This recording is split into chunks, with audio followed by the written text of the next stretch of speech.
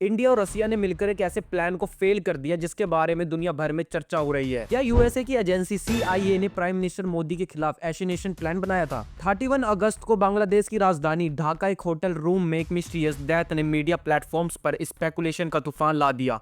ये डेथ थी US special forces officer Terrence Arvelle Jackson की। उनकी मौत ने लोगों के मन में सवाल उठाए। क्या साउथ एशिया में सीआईए की बढ़ती प्रेजेंस क्या किसी हिडन एजेंडा का हिस्सा है? क्या उनका टारगेट इंडिया और खासकर पीएम मोदी थे? ये केस सिर्फ एक रैंडम इंसिडेंट नहीं था, बल्कि कुछ बड़े जियोपॉलिटिक्स के डाउट्स को जोड़ने वाली कहानी है। यूनाइटेड स्टेट्स और उसकी नोटरियस इंटेलिजेंस एजेंसी सीआईए दुनिया भर में अपने ऑपरेशन के लिए मशहूर है। इनका नाम आते ही लोग याद करते हैं उनके उस पास्ट को जहां उन्होंने एंटी रीजन हैथोरी को फ्यूल किया, गवर्नमेंट्स को टॉपिल किया और अपनी हेजमोनी के गोल के लिए कंट्रीज को डिस्टेबलाइज किया। साउथ एशिया भी इसी एक्सपेक्टेशंस नहीं रहा। अफगानिस्तान से लेकर बांग्लादेश और नेपाल तक सीआईए के हिडन इन्वॉल्वमेंट एक खुला सीक्रेट है। और अब टेरेंस आर्वेलिया जैक्सन की मिस्टीरियस डेथ ने एक नया चैप्टर खोल दिया है। क्या वो ढाका में किसी सीक्रेट ऑपरेशन पर थे? ये डेथ इंडिया के पीएम मोदी को टारगेट करने का एक अटेम्प्ट से जुड़ी हो सकती है, जिसे इंडिया और रसिया के इंटेलिजेंस यूनिट्स ने मिलकर फेल्ड कर दिया।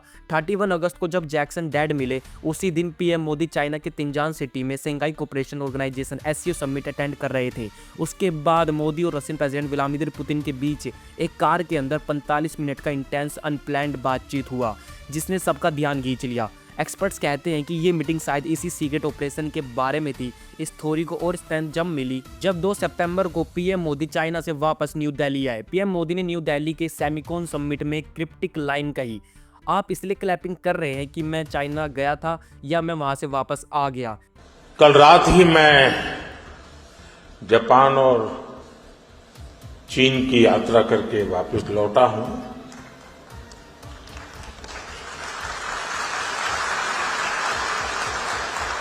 आप गया था इसकी ताली बजा रहे हो, आया हूं इसकी ताली बजा रहे हो।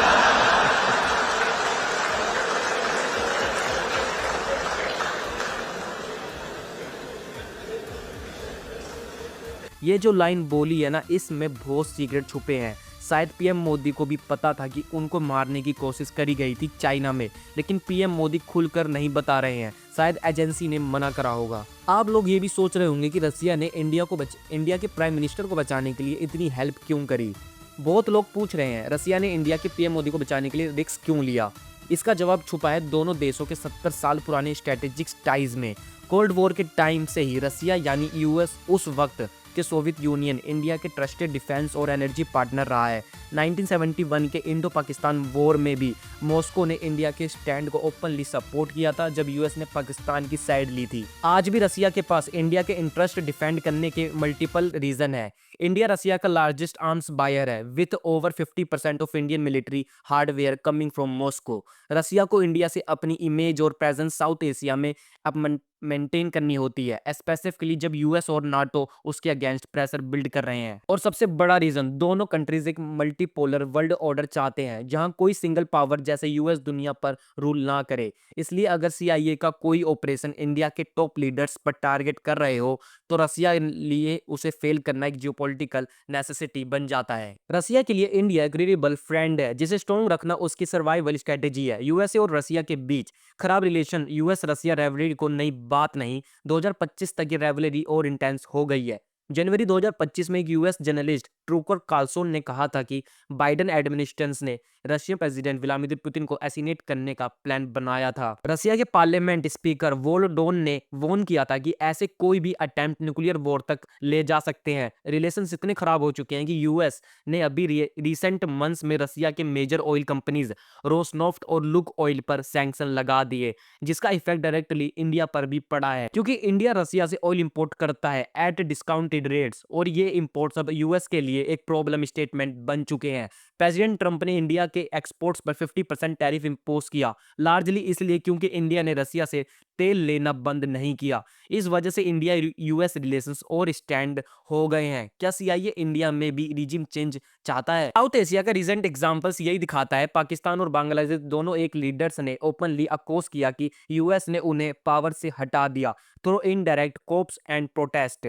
फॉर्मर पाकिस्तान पीएम इमरान खान ने कहा था कि यूएस ने उनके against covert regime change operation चलाया। बांग्लादेश की शेख हसीना भी बोल चुकी है कि अमेरिका ने वॉयलेंट प्रोटेस्ट के जरिए उनकी गवर्नमेंट गिराई, क्योंकि उन्होंने यूएस मिलिट्री को अपने रीजन में बेस देने से मना कर दिया था। एक्सपर्ट जैसे कमांडरो एसएल देशमुख का कहना है कि अब इंडिया भी सॉफ्ट रीजन मैनिपुलेशन का निशाना बना है। US funded NGO, civil groups और media networks indirectly unrest create करने की कोशिश कर रहे हैं।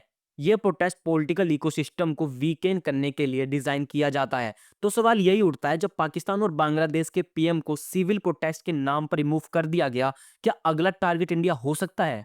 एनालिटिक्स कहते हैं कि इंडिया का स्ट्रॉन्ग ये नेशनलिस्ट लीडरशिप और प्रो रसिया स्टैंस ने वॉशिंगटन को अनकंफर्टेबल कर दिया है। भारत का जवाब बोल्ड और सेल्फ रिलायंट। पीएम मोदी ने क्लियरली कहा है कि इंडिया किसी के प्रेशर में नहीं आएगा, चाहे डोनाल्ड ट्रंप को अनरियलिस्टिक मेडिटेशन क्लेम को इंडिया पाकिस्तान के बीच या रसिया से ऑयल लेना पर क्रिटिज्म। न्यू इंडिया अपनी सोवरेनिटी प्रोटेस्ट करेगा या एक कॉन्फिडेंट नेशन है जिसे पता है कि ग्लोबल पॉलिटिक्स में अपना पोजीशन कैसे बनाया रखना है? और जब सीआईए और यूएस डीप स्टेट जैसे एंटिटीज या सोचते हैं कि वो इंडिया की लीडरशिप स्ट्रक्चर को शेक कर सकते हैं, तो ये न्यू इंडिया उन्हें एक स्ट्रॉन्ग जवाब देता है। ये वही मैसेज है जब जब मोदी ने तिनजान मीटिंग और उनकी cryptic remark are you clapping because I am back में छुपा था। रसिया और इंडिया का अलायंस सिर्फ पॉलिटिकल नहीं, स्ट्रेटेजिक और इमोशनल भी है। दोनों एक दूसरे के स्ट्रेंथ्स का फायदा मिलता है। रसिया को एशिया में अपने पावर बैलेंस रखना है और इंडिया को एक ट्रस्टेड फ्रेंड मिलता है जो हर क्रिटिकल ग्लोबल कंडीशन में उसके साथ खड़ा है। आज की दुनिया में मल्टीपोलर है और पावर स्ट्रगल रियल है। सीआईए के एलिगेंट प्लान चाहते कितने भी डेंजरस क्यों ना हो, इंडिया और रसिया दोनों रेडी हैं उनको काउंटर करने के लिए, डिप्लोमेटिकली भी और इंटेलिजेंस लेवल पर भी। आपको क्या लगता है, क्या सच्ची में यूएसए इंडिया में रिजीम चेंज करवाना चाहता है? अपने सजेशंस कमेंट में जरूर बताना। और हाँ, वीडियो को लाइक कर देना और चैनल को सब्सक्राइब कर देना बिकॉज ऐसी ही वीडियो के लिए। जय हिंद, जय भारत।